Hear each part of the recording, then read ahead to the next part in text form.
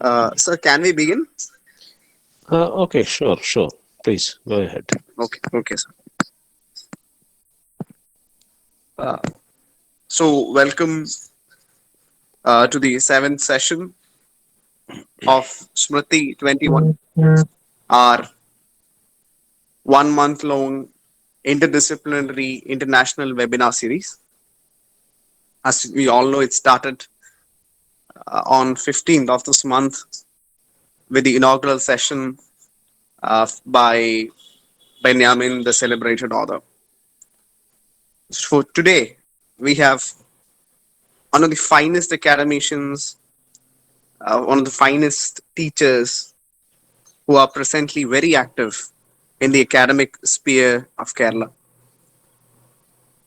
With his vast understanding of Buddhist cultures that existed and that was purposefully erased from the cultural and social memory of South India, with a very vibrant writing career, with a very vibrant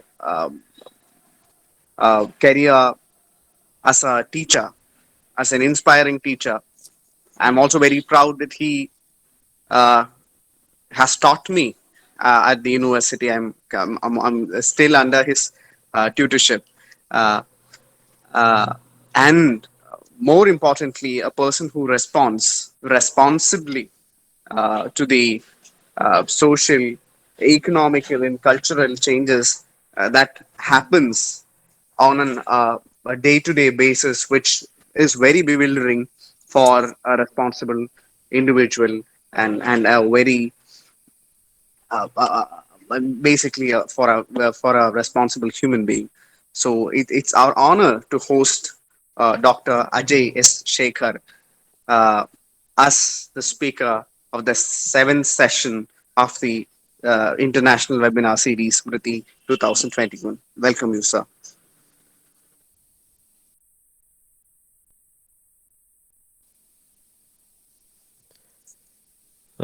So shall I continue?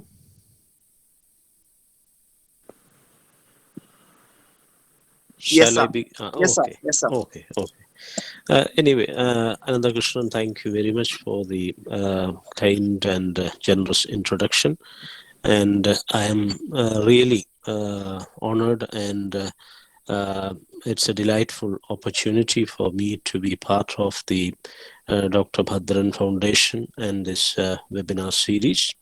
And I thank and congratulate the organizers, Ananda Krishnan, and also his family who is doing this. And it's indeed in a critical juncture of history that we are in, uh, where we are talking about poetry and culture, and also the cultural politics that has shaped modern Kerala and the contemporary situation in our state.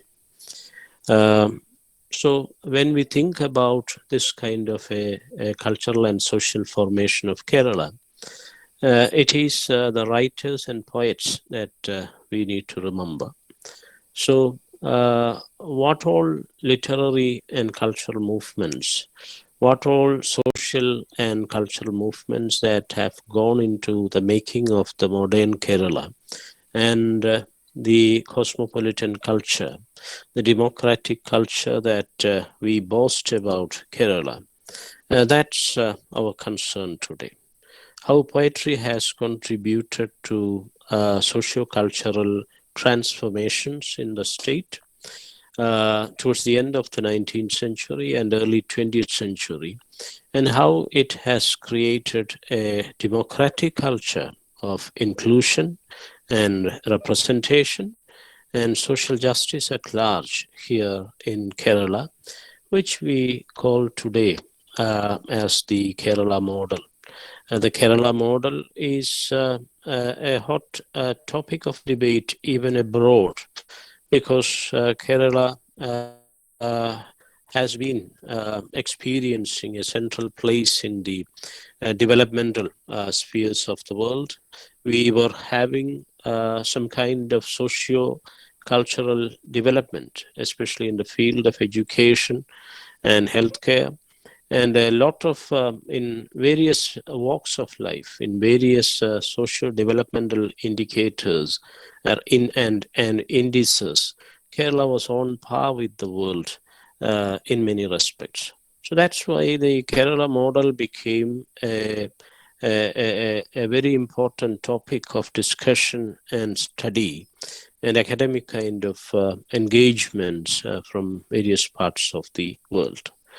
So when we think of that Kerala model and the modernity of Kerala, we have to address the issue of the socio-cultural transformations that happened in 19th and early 20th century that created it, because it was a casteist regime here in Kerala as well, and education and human rights were denied to the people.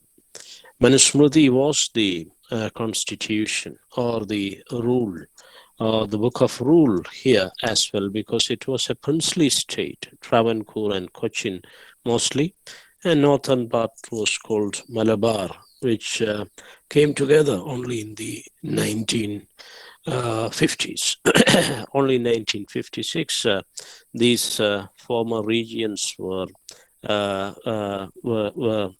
constituted together to form the new linguistic state of Kerala. So we need to look into the history of Kerala to find out the development of this composite culture, again based on a literary kind of tradition. Language and literature has been the foundation of modern Kerala, because uh, that is one unifying element of our society. But also we need to look very critically into the formation of this linguistic kind of regionalism or the regional modern model as such, because the linguistic kind of mobilization of the people, it's also getting into or contributing to the larger cultural nationalism in the country. So, unfortunately, intolerance is growing in many parts of the country today based on this model of cultural nationalism and regional linguistic kind of chauvinism. So, that kind of tendencies are also there. So, we need to recover and reinstate the democratic culture of Kerala, where all the people are having their own right shares and just space and just form of representation in all walks of life. So that's the context where cultural studies also, or cultural politics as cultural studies, because these are invariably used. Cultural studies itself becomes political because it's a form of cultural activism. Cultural studies addresses the issue of contested cultures. So that's what cultural politics is all about. It's nothing but the contestation of culture or contestation of the hegemonic culture, or it could be seen as contestation of various cultures or subcultures or minor cultures or other cultures or otherizations in cultures or demonization that happens in culture. And also it is about contestation, the context, the context of contest. That is what it is. The context of cultural contest. That is how we may address cultural politics. So it is nothing but challenging of the dominant culture and also studying about the subordinate cultures or the marginalized cultures or the excluded cultures of the other. So it is not just an insistence on the culture of the self, but it is an ethical acknowledgement of the culture of the other as well. So it is nothing but a democratization of cultures. That is what we see in cultural politics. So, cultural politics in the general sense, cultural politics in the ethical sense may be understood as a contestation of cultures and also a democratization of cultures, where every stream and strand of culture is given its due share, its just share, and an egalitarian kind of perspective on culture. An egalitarian perspective on culture means a just and a universal sphere of culture, where the relativity of culture is taken into account, and a non-hierarchical perspective is being adopted. So, a non-hierarchical view of culture is at the heart of cultural politics. An egalitarian sense of culture is at the heart of the cultural studies project. A democratic vision of culture, a democracy that is based on true representation and inclusion, not exclusion and hierarchy and domination, not the monopoly of a particular group, especially the monopolies of the historically advantaged group. That is not cultural politics. That's not an egalitarian cultural politics of difference and democracy, but you need to think of a world and think of an India, or think of a country or a state where all the subcultures and all the strands and streams of cultures are given the just shares of power or position or resources, where the resources and power are shared equally by all the contesting groups in a society. Various social groups are there, because we are a kind of cultural complexity in India or in Kerala. The society, social formations are done through a lot of social engineerings, especially for centuries under the hierarchical social engineering system called the Chaturvarnya system. The letters were denied to the basic people, the subaltern, and even to women at large in India.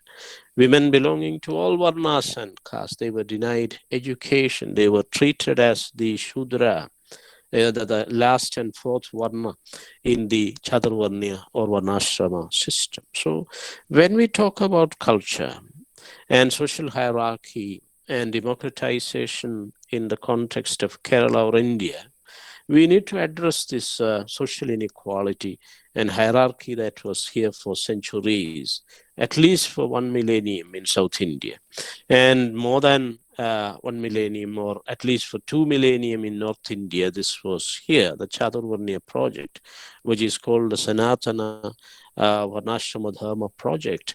It was here as social engineering. It was systematically, on religious terms, it was denying human rights and education, and especially a writing tradition, the letters of the alphabet. It was denied to the people, those who learned the letters of the alphabet. Killing was the punishment. Death was the penalty, or the penal kind of code that was set by the Manusmriti. Manusmriti prohibited letters to the Shudra, the Avarna especially, and women of all Varnas. So this was the condition here. A denial of justice was here. A denial of educational rights and human rights and personal liberties and intellectual and cultural rights, educational rights in particular, was here.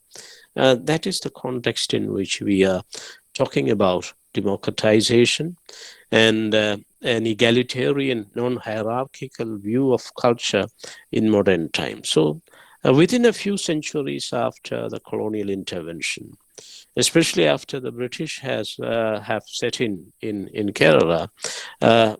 Social change happened, especially through some of the colonial. It is not exactly liberative. It is having all the problems and pitfalls and exploitative agendas of British imperialism at large, but still the partial modernity that reached the colonies through the intervention of the missionary religion and also the administrative reform under British imperialism in particular, it has provided an opening, a break for the excluded people, those who are denied access to culture and education, some kind of, at least some partial relief and some kind of opportunities for enriching their life. So this is the context of 19th century, when the British and the Christian missionaries reached here.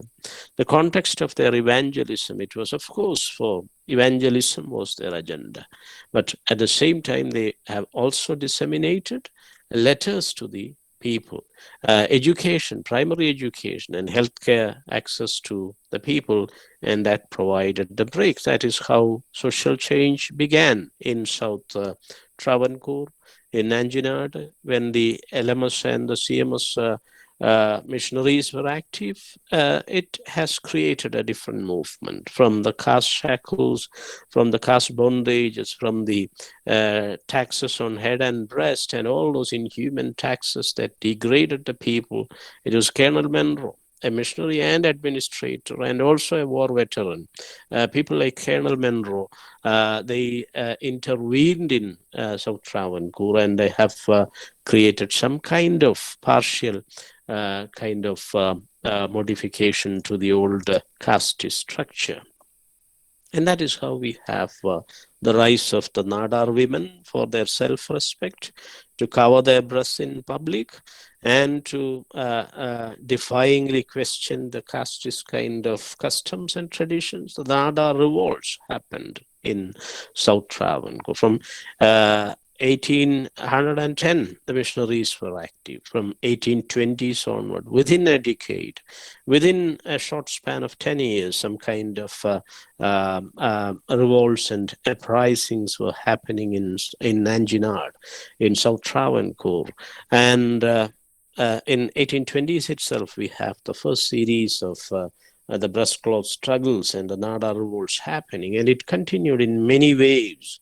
In the second and third wave, it continued up to 1850s in South Nanjinad. So this kind of a change, a transition, a kind of what you called paradigm shift in socio-political and cultural spheres happened soon after the intervention of colonial modernity. So it's a colonial modernity. There are many aspects of modernity that are, especially the equality before law, the universal acceptance of education and healthcare and equality before law, and also many aspects of literary culture, reading and writing, and academic culture, the college systems, English education especially of the European Enlightenment model. The model of Enlightenment modernity and modern English education in particular has revolutionized the places of Travancore, Kochi, and Malabar. Malabar itself was having an early break because after the fall of Tipu Sultan, by the end of the 18th century itself, it went directly to the British Madras presidency. And therefore, inequality was considerably curtailed in access to education and access to public service. In their colonial service, it was opened up in late 18th century itself in the case of Malabar. So even poets like Muloor, whom we are discussing today, poets like Muloor, they have written about this modernity at large, the modernity of Europe and the modernity of Britain. And Muloor has written poems in Kerala Bhasha, in Malayalam, about English education and its liberative dimension. So, modern English education, English language itself as a world language, was celebrated in early 20th century itself by Muloor, poets like Muloor. So, that is the significance of Muloor and his guru. They have upheld the liberative potential. Some of the so called universal, it's a contested category. What is universal? But still, when modernity is in peril in India, when modernity is under attack in places like Kerala because of many counter revolutions and regressions into the primitive, many things are reinstated or revived in the name of religious custom and tradition in the present. And even constitutional sabotages are happening in Kerala. We need to uphold the so-called universal dimensions of modernity: liberty, equality, and fraternity. At least these modern democratic values, which are the key values of our country and the republic and the constitution itself: liberty, equality, and fraternity, which are agreed upon on a common ground by all the people in all the civilized parts of the modern world, the contemporary world in particular. So, these key democratic values of modernity: liberty, equality, and fraternity, these were upheld by Mulu and his guru in particular. That's why we remember them today. That's why people are trying to read and reread and rehabilitate and recontextualize them in the present. So it was the Guru, Narayana Guru himself in 1914 who made the statement that I don't have much gurus here. I am not given sagehood by any saint here, but the British are my gurus. This is the key statement, the historic statement that he made in 1914 at the wake of the First World War. Narayana Guru made a statement in a conversation that it is the British who gave me sagehood. It is the British who gave me the right to education and sagehood, because if it was in the time of Rama, I would have met with the fate of Shambhuga. That's the statement of the Guru. And he also explained that during the time of Ram, the Shudradis were not. Shudradis means Shudra and Ati Shudra, Shudra and the Avarnas. It's also a term that's used by Mahatma Phule during the same time, in late 19th century in Maharashtra. We know about Jyotiba Phule and Savitribai Phule, who were the pioneers of the educational reform and the Western kind of renaissance in Maharashtra, who paved the foundation for the Ambedkarite movement. Phule, who is considered as a great teacher, along with the Buddha himself and Kabir, by the architect of Indian Constitution, Dr. B.R. Ambedkar. Like Mahatma Phule, who went to the Scottish missionaries because he was denied education in the traditional Gurukula system. He was denied education in the traditional Sanskritic school of the Hindus, the caste Hindus, the Brahminical school. He denied education. He wanted to learn the Sanskrit and the Vedas and the Puranas and all. Ambedkar was also willing to study that. Even Ambedkar was denied that opportunity. Anyway, fortunately, Mahatma Phule, Jyotiba Phule, Jyotirao Govindarao Phule, that's his full name. So Phule, he went to directly when he was humiliated on caste grounds in a marriage. He went directly to the Scottish missionaries, and they provided him basic education, reading and writing in English language, and also in Marathi, and also arithmetics and basic social science and empirical sciences were taught there. And then he became an educated man. He became a literate man, and he wrote about this bondage here. Though he was such an influential figure in Maharashtra, he belonged to a very dominant community, and also he was having such a huge assets and land and property and everything to him. He was able to pay the fees. Many of us are unable to pay the heavy fees, but at that time in 19th century, Phule was able to pay the fees, but he was denied it. And then he wrote, once he learned the letters of the alphabet, he wrote about this as slavery, Gulamgiri. He also published it in English and also in Marathi. Gulamgiri, or slavery, caste slavery, is what he wrote about. And he dedicated that work to the African Americans who fought against slavery in the United States. Like him, uh, here is a man in Kerala who hasn't even got an opportunity to learn the letters of the alphabet in English, who never got an opportunity to study English language or to speak English, but he was listening to English. He was trying to understand what the Europeans were saying. And he was very keen in sending all his disciples for modern English education.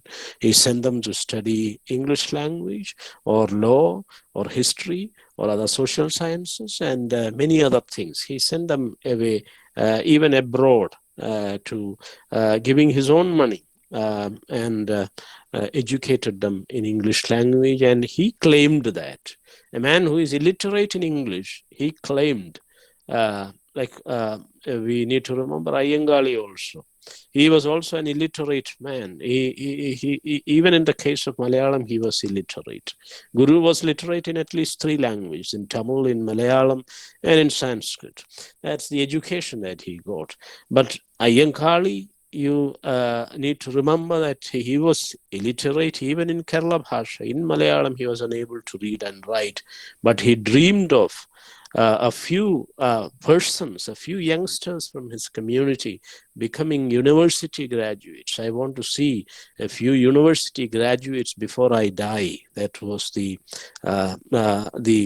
immortal wish and dream of Iyenkali, a true dream of justice and liberty and equality that we need to remember. So anyway, this because of this statement in 1914, we can see that it was the Guru himself who acknowledged the positive dimensions, the liberative potential of colonial modernity, and he acknowledged these so-called universal values of modernity, liberty, equality, and fraternity. And he said, it's not the Smriti Shruti Puranas that give me any form of literacy or education. It is the British. It is the British means it is the presence of Europe, the presence of the West in the East, the presence of Britain in India that provided me an opportunity to learn, to know, at least know about the world and the development of the world and the modernity of the world, especially the Enlightenment modernity of Europe and the values of democracy like liberty, equality, and fraternity.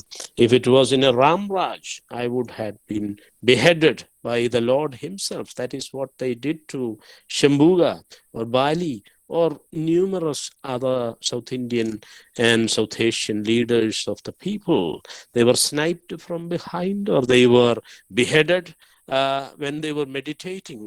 Look at the fate of Shambhuga. He was beheaded by the Lord himself when he was in deep, penetrative kind of meditation. He was beheaded because that was the punishment, because it was not a dictate of Rama. He was just an obedient slave of a code of conduct called the Manusmriti.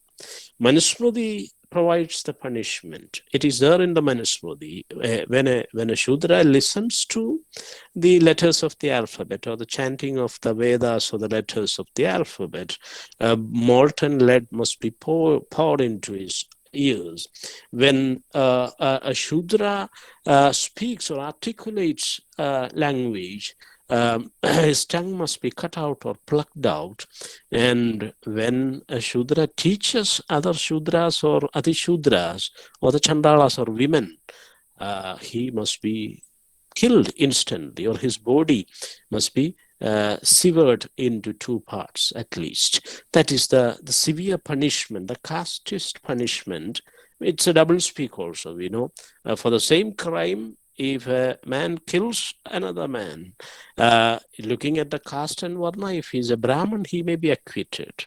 Only his tuft of hair is to be removed, or he may be sent to another part of the country or the neighboring country. That's the maximum punishment, the capital punishment for a Brahmin.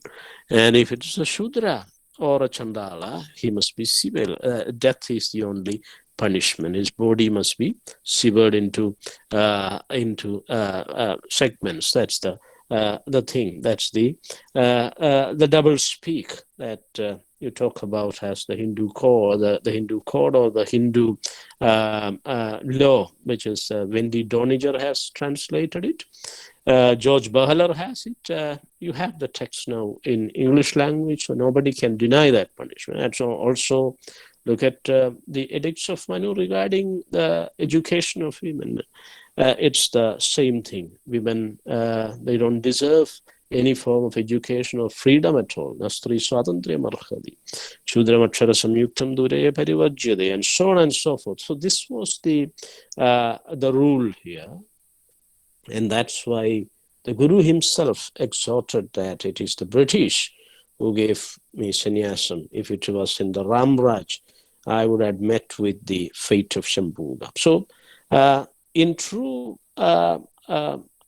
correspondence with this kind of a rational thinking, a critical rational thinking of the Guru, the critical tradition of the Guru, which you will find in his disciple, especially in Muloor and in Sahodran and in Ashan and so many other, in Pandit Karupan and various poets who have indulged in early cultural transformation and cultural politics. In hindsight, we can talk about the cultural interventions of the Guru and his disciples through reading and writing, through their texts and through their poetry as a wonderful example, as a very profound example and discourse of cultural politics, because all of them were into the politics of culture, and they were not into any form of direct action.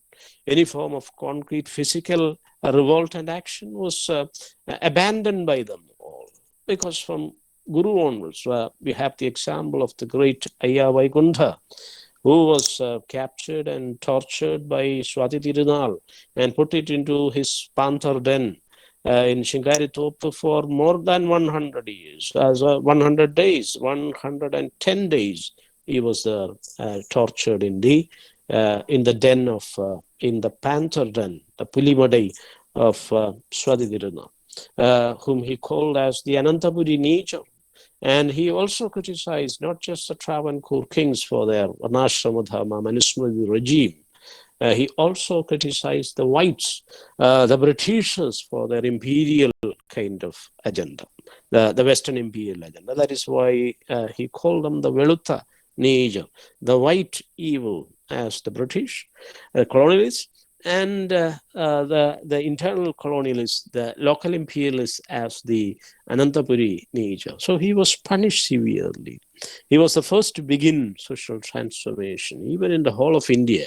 In early 19th century, in 1836, he constituted something called the Samatva Samaj, bringing all the untouchable castes together. And that's why he was marked by the Travancore regime. Only in 1870s, you have Phule's Satyashodhak Samaj, 1874. It was officially founded. Only in the 1880s, you have Guru's movement in the making in Kerala. So Ayya Vaikuntha is a pioneer. We need to salute him. But unfortunately, he was into a more confrontational kind of attitude, especially his action in the founding of the Patis and the Swamitopa, and also in that chariot a procession he touched. With his disciples, he went there to Shuchindram and forcefully he touched that rope of the royal chariot, the sacred chariot, breaking the caste taboo. The Avarnas were not allowed till then to touch that. So he was more open and confrontational, and unfortunately, the casteist regime, the Manusmriti regime, punished him. And also look at the legacy of Arattapuzha Velayatha Panikar.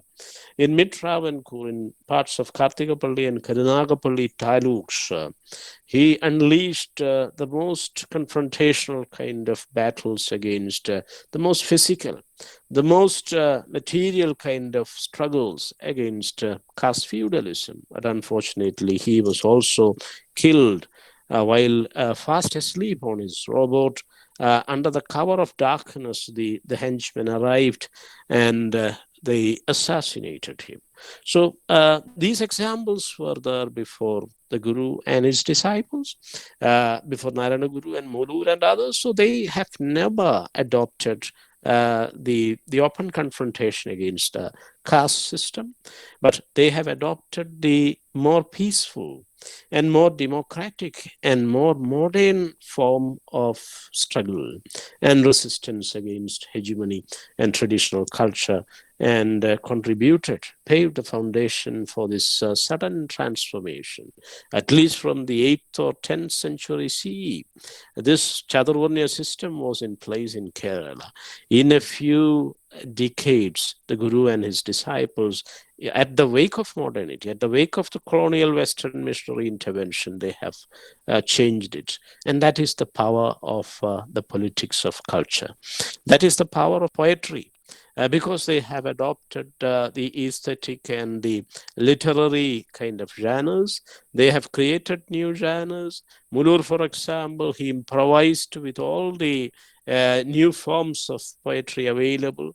They were all learned in English and Tamil and in multiple languages, and therefore they were used to the poetry of Europe. Ashan, for example, he brought in that romantic kind of shift, and Sahodaran, for example, he was keen in understanding the Western philosophy and rationalism and dialectical philosophy and all. So with the confrontation with the West, they have brought in and revolutionized the Kerala Bhasha, the Malayalam language, with new kind of messages, new democratic kind of themes and contexts and ideas that revolutionized this part of Kerala. So this is the power of the politics of culture. The politics of culture is not confrontational. The politics of culture, of course, it is political in the sense that it is polemical and political and positional, but it is not for a kind of open confrontation. It's not for violence. It's not for erasure and opposition. It's just for debate. That's what you have in the words of the Guru. It's not even to argue and defeat. That has been the tradition since the 8th or 9th century in Kerala. You go out along with a lot of disciples and militia, and you argue with your religious opponent, and you declare that you have defeated them in your verbal battle or verbal combat, and then you assassinate them, or then you throw them away into other places, or then you force them away from this land. That was the argue and defeat, the conquering kind of pedantic practice that was there, especially related to Brahmanical Hinduism in India and in Kerala in particular, which is boastfully recorded in Kerala Alpati and Kerala Mahatmyam and Shankara Smriti, and a lot of Parashurama-like legends it is there. But that was completely abandoned by the Guru when he stated that it is the British who gave me sannyasam. And also, he argued that it is not to argue. He stated that it is not to argue and defeat or conquer.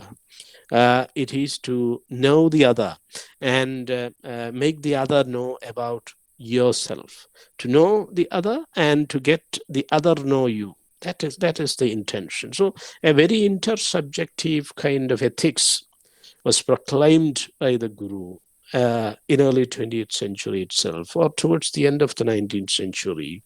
And his disciples like Muloor, who the most significance of Muloor is that he was the first major Avarna poet to be recognized in public sphere and in literary sphere in Kerala. And he paved the foundation. He created the way for Ashan and Pandit Karpan to follow. Without Muloor Padmanabha Panikar or Sarasakavi, he is popularly known as Sarasakavi. He was born in Pathanamthitta, in Parumala, in the old Travancore, in the old Tiruvalla Taluk in 1869. And he passed away in 1931. Within this short span of life, he has created more than 40 works.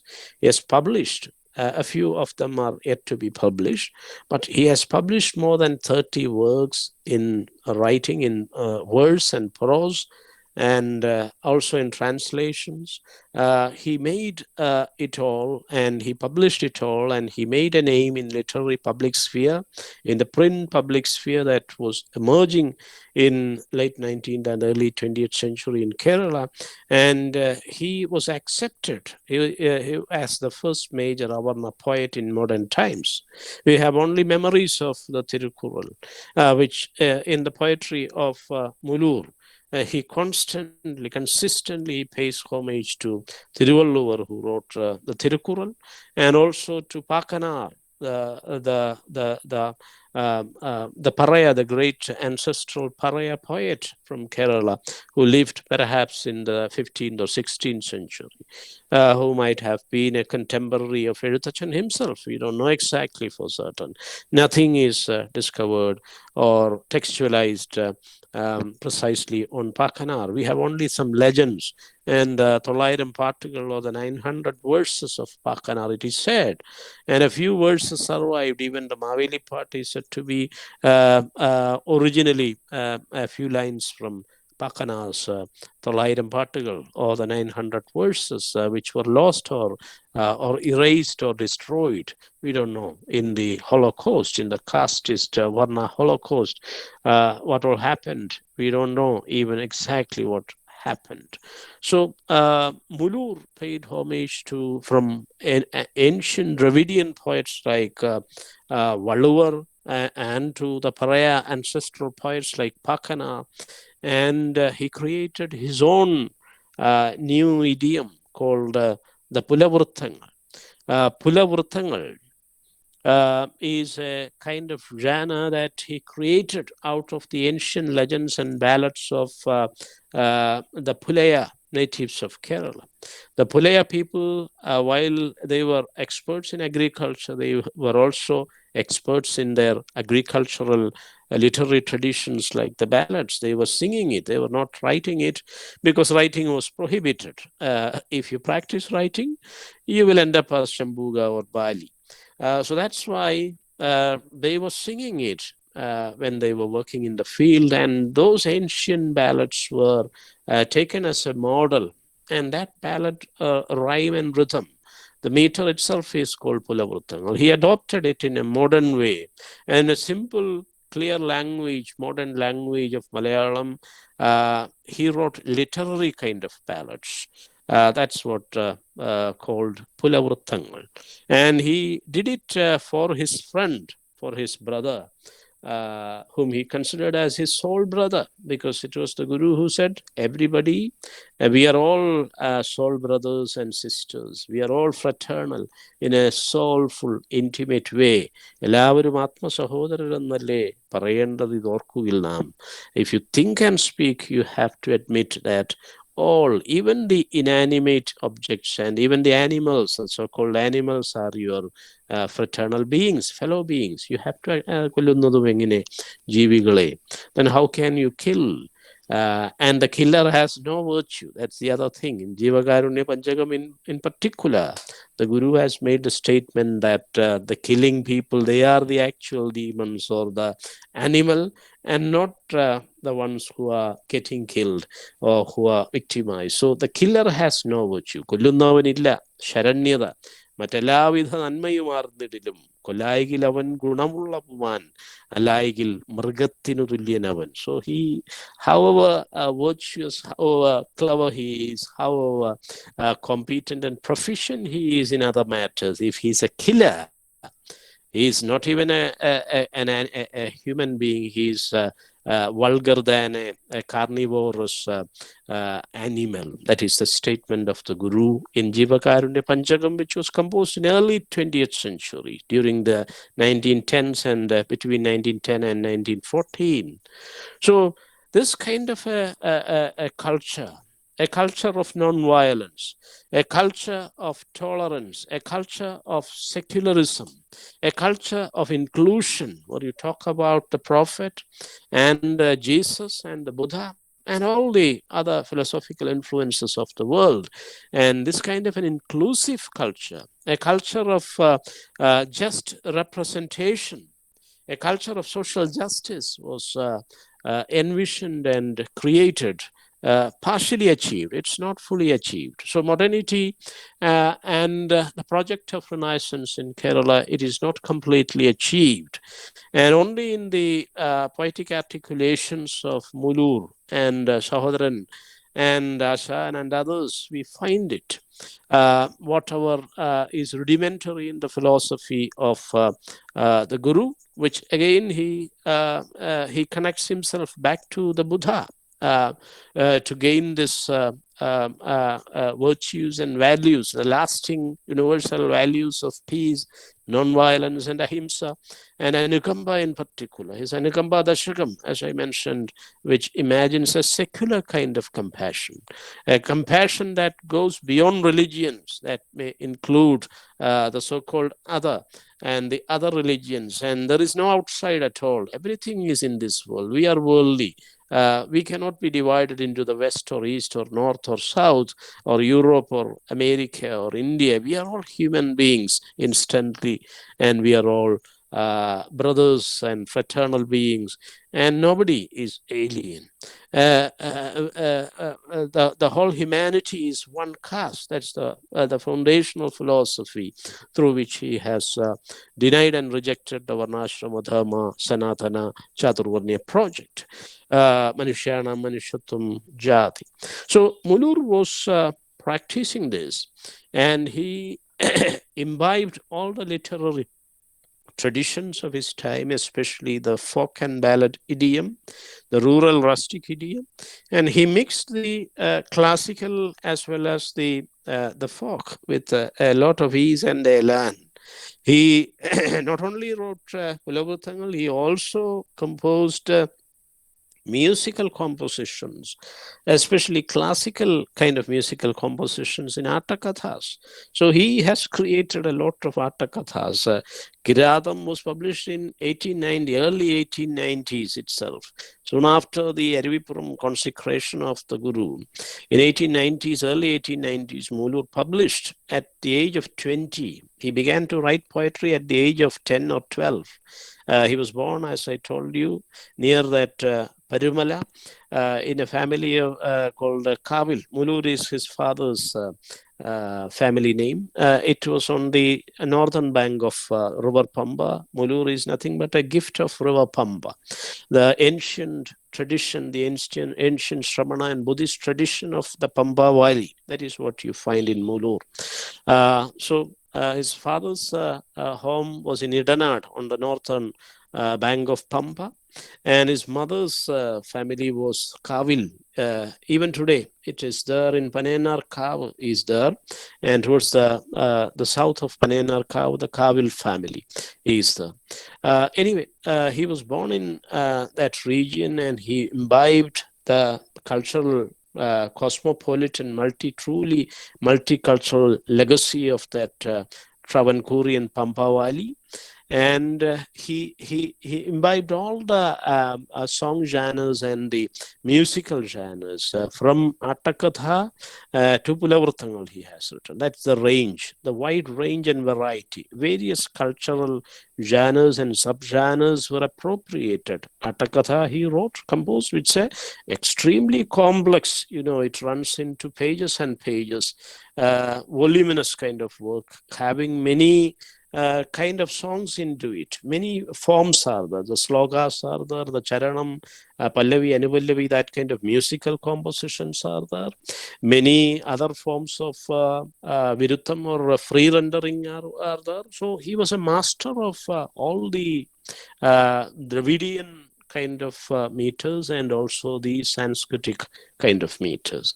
He was also a master of music. That's why he was able to write and compose his Attakathas in specific what you call thalas and specific ragas. You have all those Atam ragas, the traditional what you call these Vilambida ragas used in Kathakali, and also the traditional thalas, the Kerala special thalas, not as in the Carnatic music, but belonging to the other Ashtapadi that kind of tradition. That was also imbibed by Muloor. So he wrote Attakathas and published them and performed them. He was having a Kalady. Is now the memorial, the Muloor Memorial in Elevanthita. It's called what you call the Kerala Varma Southam. That's the only memorial available for Kerala Varma in the whole of the world. Only one more thing is both of them are started by Muloor.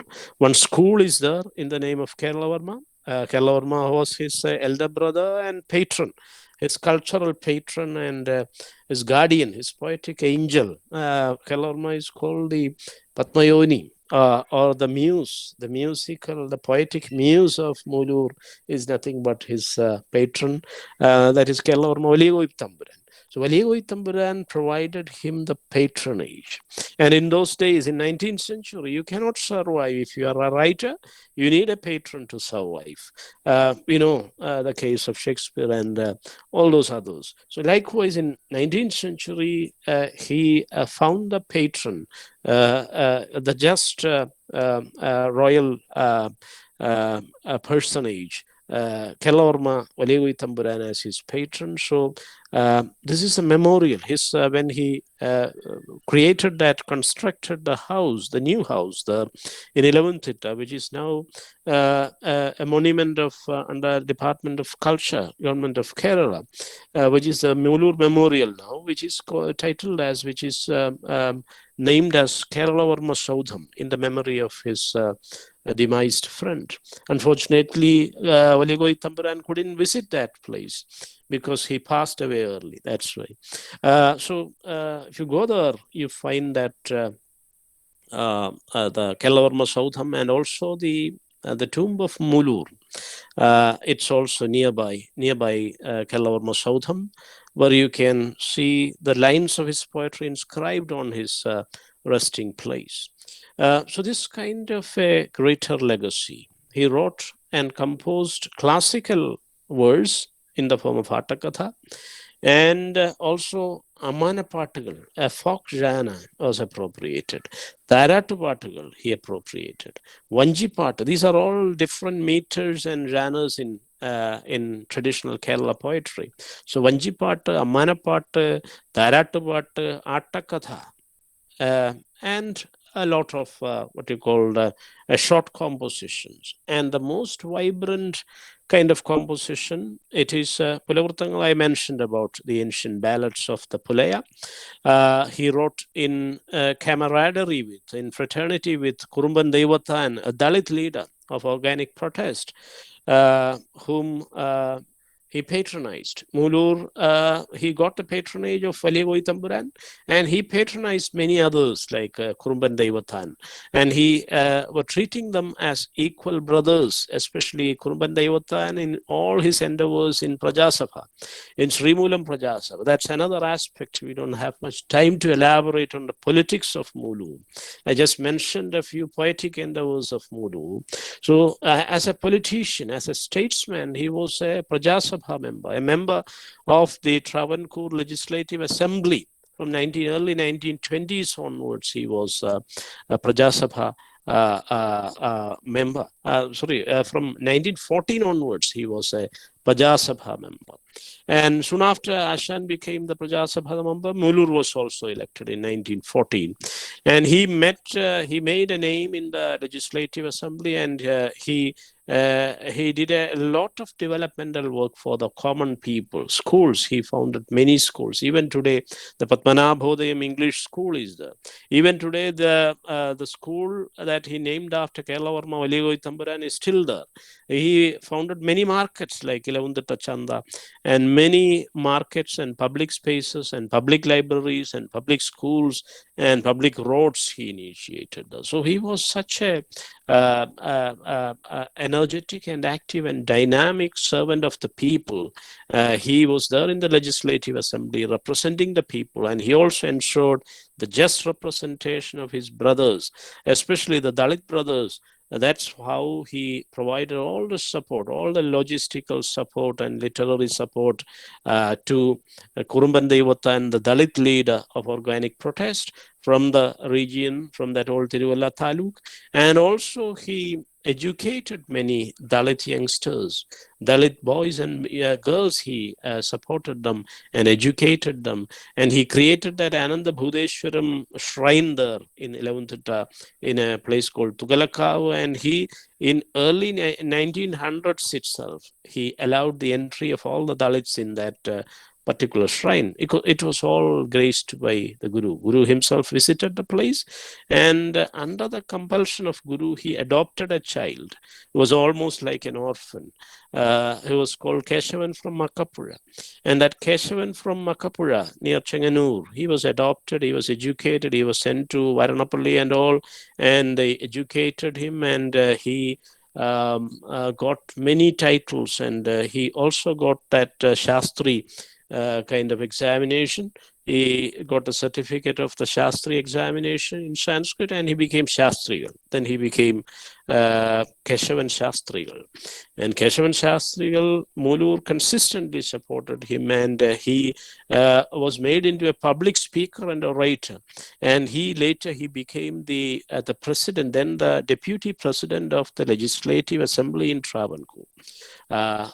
Something equal to the speakership of today's Legislative Assembly. So he was made into the president of the Legislative, deputy president of the Legislative Assembly, and he was the one who married the daughter of Ayyankali. So anyway, his camaraderie with his fraternity, his keen fraternity with the downtrodden, the most deprived people, the excluded people, the extremely marginalized people who were denied a meager form of representation in the early form of democracy in early 20th century. Muloor was consistent in supporting them and ensuring their just representation. So it's nothing but representation of socio-cultural elements in the larger state. It's nothing but the true representation of the people that he tried to ensure. And he also translated Buddha's own Dhammapada. That's his translational attempt. As a translator, he learned many languages like Tamil and Pali. He painstakingly learned Pali because it is not a spoken language. Only for the reading and writing of the Buddha Vajana, Pali is there now. But he learned Pali with a instant.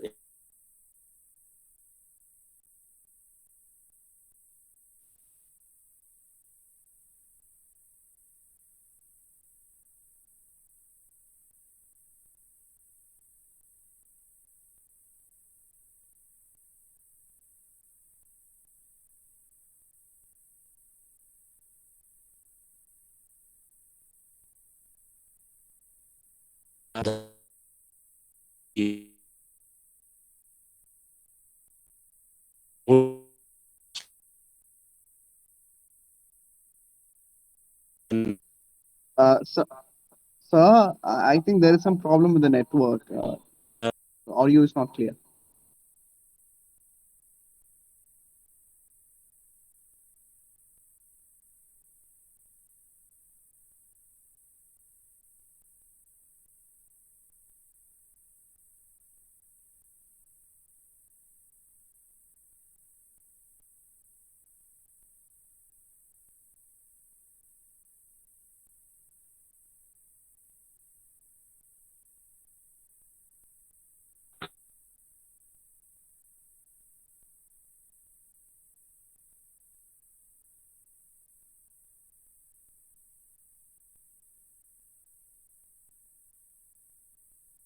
also a pioneer of letters and politics in Kerala.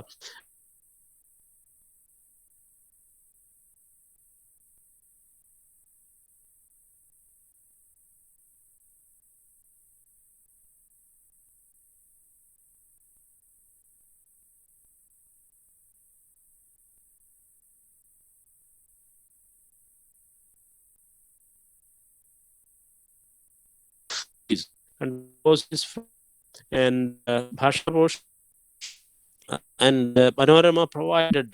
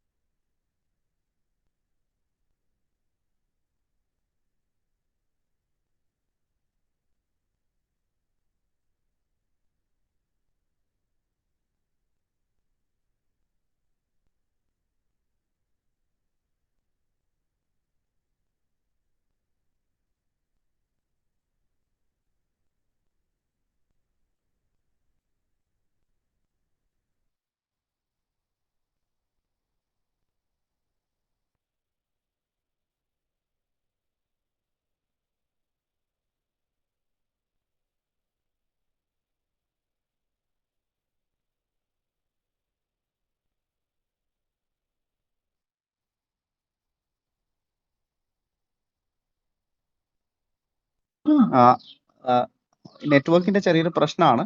So please wait. We'll commence shortly within 2 minutes. There is some problem with Ajay sir's network, so we'll just continue within 2 minutes.